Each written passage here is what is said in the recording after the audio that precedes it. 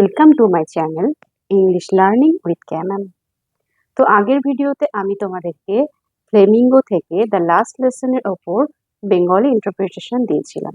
তো আজকে আমি তোমাদের ফ্লেমিঙ্গো থেকে যে পোয়েম সেকশন আছে সেখানে যে ফার্স্ট পোয়েমটা আছে মাই মাদার অ্যাট 66, সেটা ইংলিশ টু বেঙ্গলি এক্সপ্লানেশন এবং এ সম্পর্কে পোয়েম সম্পর্কে আরো অনেক ডিসক্রিপশন তোমাদেরকে করে দেব। তো দেখো, ফার্স্টে আসি, এই পোয়েমটি কে লিখেছে? তো লিখেছেন কমলা দাস। কমলা Das was one of the famous female Indian writer. She was born in Kerala but spent his childhood in Calcutta, where his father served as a senior officer. She wrote so many short stories, novels, and an autobiography that's name is My Story. She converted her religion into Muslim and named Kamala Shaurya, and after he take a pen name মাধবী কুট্টি। অর্থাৎ তিনি কিন্তু জন্মগ্রহণ করেছিলেন একজন হিন্দু পরিবারে, Nair family, কিন্তু পরবর্তীতে তিনি তার ধর্ম কনভার্ট করেন মুসলিম ধর্মে এবং পরে তার নাম নেন কমলা শরিয়া। তবে তিনি মাধবী কুট্টি এই পেন নামেও পরিচিত ছিলেন। তিনি অনেক শর্ট স্টোরি, পোয়েমস, নোভেলস লেখেন এবং একটি অটোবায়োগ্রাফিও লেখেন যেটার নাম হচ্ছে মাই স্টোরি। তিনি তার জীবনে অনেক প্রাইজ পেয়েছেন, যেগুলোর মধ্যে বিশেষ বিশেষ হলো কেরালা সাহিত্য একাডেমি, কেন্দ্রীয় সাহিত্য একাডেমি প্রাইজ, এরকম অনেক কিছু। আজকে আমরা যে গল্পটা পড়বো মাই মাদার অ্যাট 66, এটা হচ্ছে this is an example of আর stream of consciousness and the theme of the poem is fear of separation and loss and also the aging. এই কবিতার যে টোনটা পাওয়া যায় সেটা হচ্ছে মেলানকোলিক। এই কবিতাটি তিনি লিখেছেন ব্ল্যাঙ্ক ভার্সে, অর্থাৎ এই কবিতাতে প্রত্যেকটা লাইনের শেষে আমরা দেখব কোনো মিল নেই, কোনো রাইম সিম নেই এবং এটা একটা সেন্টেন্সে লেখা, অর্থাৎ this is an single sentence without full stop. কোথাও কোনো ফুল স্টপ পাওয়া যায় না, শুধু কমা পাওয়া যাবে। তো চলো দেখা যাক কবিতাটি সম্পর্কে আমরা একটু জেনে নিই। এই কবিতাটি যখন লিখেছিলেন তিনি, তখন তিনি তার বাবার বাড়িতে গেছিলেন কিছুদিনের জন্য কাটাতে। তো বাবার বাড়ি থেকে তিনি ফিরছিলেন, ফেরার সময় তিনি গাড়িতে করে তার মায়ের সঙ্গে ফিরছিলেন কোচিন এয়ারপোর্টে এবং সেই মুহূর্তে তার মাকে দেখে তার যে ফিলিংসটা হয়, তার যে মনের মধ্যে যে ফেয়ারনেসটা আছে, সেটাই তুলে ধরা হয়েছে এই কবিতাটিতে। চলো দেখা যাক। Driving from my parents' home to Cochin last Friday morning. Driving from my parents' home to Cochin last Friday morning. সেদিন ছিল দিনটা ফ্রাইডে এবং সকালবেলা। তিনি কোচিন এয়ারপোর্টে যাচ্ছিলেন কোথা থেকে? তার মায়ের বাড়ি থেকে এবং সে গাড়িতে করে ফিরছিলেন। I saw my mother beside me. আমি দেখতে পেলাম আমার মা আমার পাশে আছে। কেমন অবস্থায় আছে? ডোজ।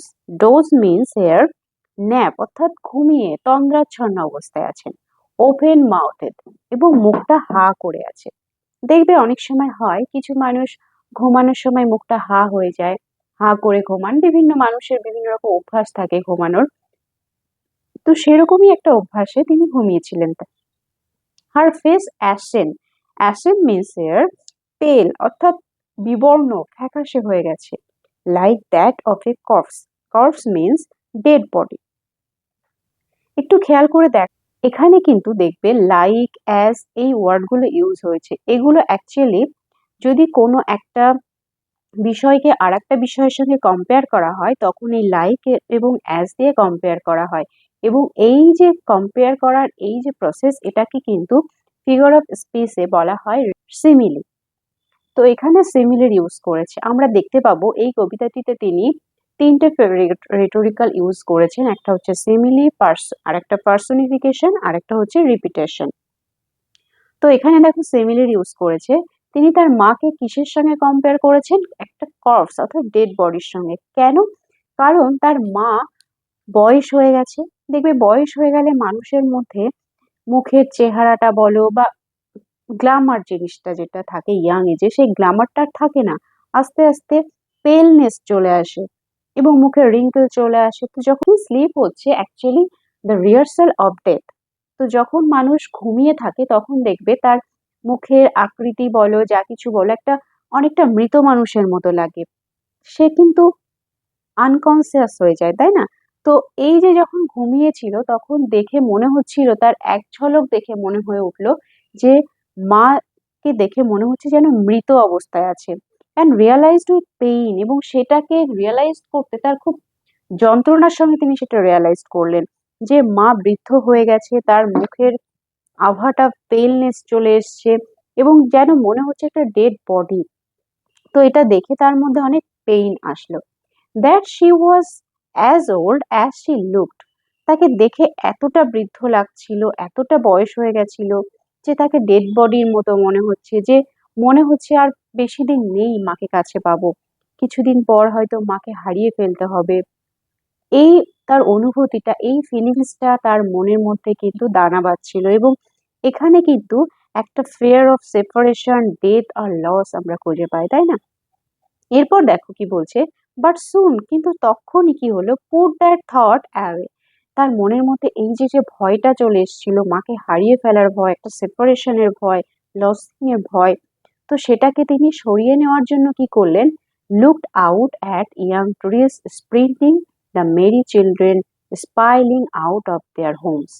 সঙ্গে সঙ্গে তিনি কি করলেন, তার দৃষ্টিটাকে ঘোরানোর জন্য, তার মনটাকে ঘোরানোর জন্য তিনি গাড়ির বাইরে অর্থাৎ জানালা দিয়ে বাইরের পরিবেশটা দেখতে লাগলেন। এবং বাইরের পরিবেশে কি দেখতে পেলেন, দেখো এখানে দেখতে পেলেন ইয়াং ট্রিজ, ট্রি গুলো কেমন ছিল, ইয়াং, এবং sprinting, sprinting means hair moving fast or run fast. দেখবে কোনো গাড়িতে করে বা ট্রেনে করে আমরা যখন যাই তখন বাইরের সাইডটা দেখলে মনে হয় না যে গাছপালাগুলো যেন ছুটছে, তাই না? আমরা স্থির আছি, গাছপালা ছুটছে, তো সেরকম মনে হচ্ছে গাড়ি থেকে যে ট্রিজ গুলো যেন স্প্রিন্টিং, রানিং হচ্ছে। And the merry children, merry means here the jolly, jolly children, অর্থাৎ তারা ভীষণ হ্যাপি ছিল। কেন? কারণ তারা স্পাইলিং মানে কামিং আউট, বাইরে থেকে বেরিয়ে আসছে, কোথা থেকে, আউট অফ দেয়ার হোমস, তাদের বাড়ি থেকে বাচ্চারা বেরিয়ে আসছে খুব আনন্দ করতে করতে, কারণ কারণ তারা খেলা করবে বলে।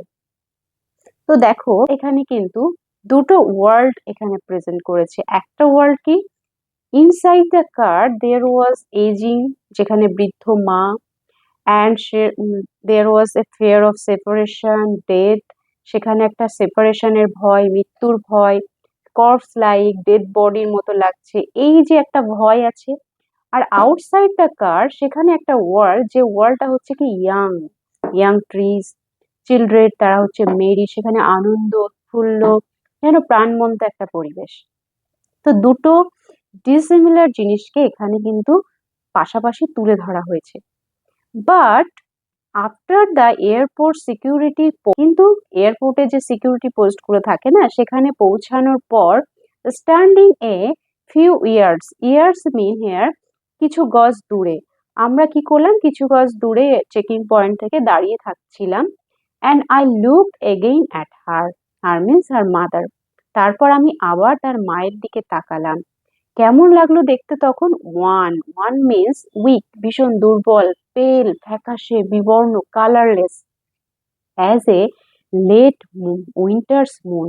কেমন, এখানে দেখো অ্যাজ দিয়ে কম্পেয়ার করেছে, অর্থাৎ তিনি এখানে আবার একটা সিমিলি ইউজ করেছে। কার সঙ্গে কম্পেয়ার করেছে, তার মাকে। এবার লেট উইন্টার্স মুন, দেখবে উইন্টারের সময়, অর্থাৎ লেট উইন্টারে, যখন উইন্টারটা শেষের দিকে আসে তখন দেখবে আকাশে কুয়াশা থাকে, তাই না? কুয়াশাতে রাতের বেলায় কি হয়, চাঁদটা কিন্তু স্পষ্ট দেখা যায় না, কুয়াশাতে পুরো ঘিরে থাকে।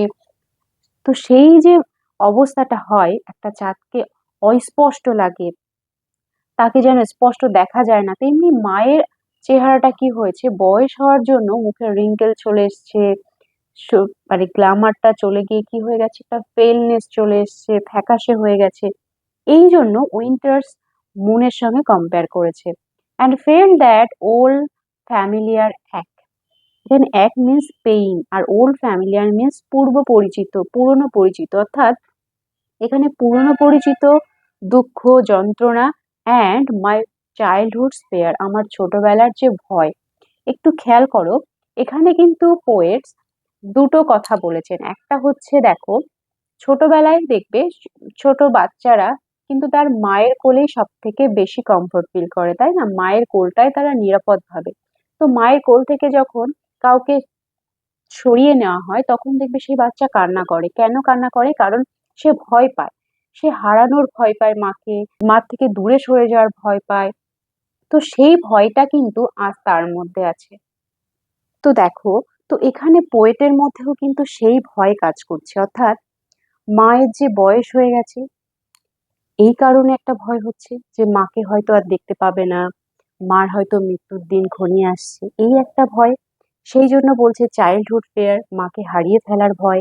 ওল্ড ফ্যামিলিয়ার একটা, ছোটবেলায় এরকম ভয় হতো, মাকে দূরে রাখার ভয়, মা থেকে হারিয়ে যাওয়ার ভয়। আর একটা কারণ হচ্ছে কি, সে যেহেতু তার বাবার বাড়িতে এসেছিল, সে তার নিজের বাড়িতে ফিরে যাচ্ছে মাকে ছেড়ে। তো আবার কবে দেখা হবে তার কোনো ঠিক নেই। সেই জন্য তার একটা ভয় হচ্ছে যে আবার কবে মায়ের সঙ্গে দেখা হবে। সেই জন্য তার মধ্যে একটা ওল্ড ফ্যামিলিয়ার এক যন্ত্রণা হচ্ছে। এখানে কিন্তু আরেকটা নস্টালজিয়াও কাজ করছে, অর্থাৎ তার ছোটবেলার কথাগুলো মনে পড়ে যাচ্ছে, সেই জন্য সেই নস্টালজিয়া থেকে তিনি বলছেন চাইল্ডহুড ফেয়ার, ওল্ড ফ্যামিলিয়ার এক, তাই না? এরপর দেখো তিনি বলছেন, but all I said was see you soon আম্মা। কিন্তু এই সমস্ত, এই যে তার মনের মধ্যে যে দুঃখ কষ্ট হচ্ছিল, একটা ফেয়ারনেস কাজ করছিল, সেটাকে হাইড করে সে কিন্তু মাকে বলল, কি বললো, যে আবার খুব শীঘ্রই দেখা হবে মা। All I did was smile and smile and smile dot dot dot. অর্থাৎ এই যে যে সিস্টেমটা দেখো ডট ডট ডট, এটাকে বলা হয় এমব্যাজমেন্ট। এবং দেখো এই যে স্মাইল যে ওয়ার্ডটা, এটা কিন্তু রিপিট হচ্ছে বারবার। তো এই রিপিটেশনটাকে বলা হয় ফিগার অফ স্পিচের রিপিটেশন। তো এখানে কিন্তু তিনি কি করলেন, তার মনের দুঃখ কষ্টটাকে মাকে বুঝতে না দিয়ে, মায়ের যাতে কষ্ট না হয় সেই জন্য তিনি হাসলেন। হেসে, এই হাসিটা দেখো অবিরাম চলছে, এটা কিন্তু শেষ করলেন না, ডট ডট দিয়ে করলেন। এবং মাকে কি বললেন, যে মা আবার খুব শীঘ্রই দেখা হবে। মাকে এটা বলে সান্ত্বনা দিলেন এবং হাসি মুখে মাকে বিদায় দিতে চাইলেন। তো এই যে দেখো কবিতাটা, এটা কিন্তু শুধুমাত্র কমলা দাসের জীবনের ঘটনা নয়, এটা কিন্তু আমাদের প্রত্যেকের জীবনে এরকম দিন আসবে যখন আমাদের মায়েরা আস্তে আস্তে বৃদ্ধ হয়ে যাবে। তখন মাকে ছেড়ে আসার, মায়ের থেকে দূরে থাকার জন্য কিন্তু আমাদের মধ্যে সবারই এরকম একটা ফিলিংস কাজ করবে, তাই না? তো এটা কিন্তু, এটা শুধু তারই ফিলিংস নয়, এটা এই যে স্ট্রিম অফ কনসিয়াসনেসটা তিনি ইউজ করেছেন, এটা কিন্তু প্রত্যেকটা চাইল্ডের সঙ্গে তাদের মাদারদের বন্ডিং বলতে পারো, সেখান থেকে এই যে ভয়, এই দুঃখ কাজ করছে। তো আশা করি কবিতাটি তোমাদের খুব ভালো লেগেছে। কবিতাটি ছোট হতে পারে কিন্তু খুবই সুন্দর। এটার মধ্যে একটা ইনার ফিলিংস আছে, ইনার মিনিং আছে, যেটা প্রত্যেকেই উপলব্ধি করার মতন। এবং এখান থেকে যে যে পয়েন্ট গুলো তোমরা পড়বে, যে মাকে কার কার সঙ্গে কম্পেয়ার করা হয়েছে, কিসের কিসের সঙ্গে, তারপর এই কম্পেয়ারের যে এই রেটোরিক্যাল নামটা কি, তারপর এখানে দেখো আরেকটা জিনিস বলি, যে এখানে যে ট্রিজ, যেগুলো গাছ, ট্রিজ আছে, ট্রিজকে যখন বলেছিলেন স্প্রিন্টিং, তো এখানে দেখো ট্রিজ কখনো কিন্তু স্প্রিন্টিং করতে পারে না, গাছ কিন্তু কখনো মুভিং বা রানিং হতে পারে না। এখানে কার আর মুভিং রানিং করে? মানুষ করে, তাই না? Human beings.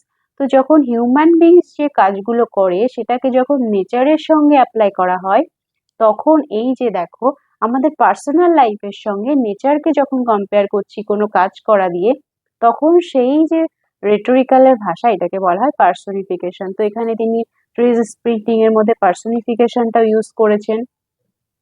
এরপর তিনি কবে যাচ্ছিলেন, কোথায় যাচ্ছিলেন মাকে ছেড়ে, যে ফ্রাইডে মর্নিং এ কোচিন এয়ারপোর্টে যাচ্ছিলেন, এগুলো একটু পয়েন্ট করে রাখবে। তো আশা করছি কবিতাটি তোমরা বুঝতে পেরেছো। যদি বুঝতে না পেরে থাকো বা কোথাও অসুবিধা হয়ে থাকে, আমাকে কমেন্ট বক্সে অবশ্যই জানাবে, আমি সেখানে রিপ্লাই দেবো।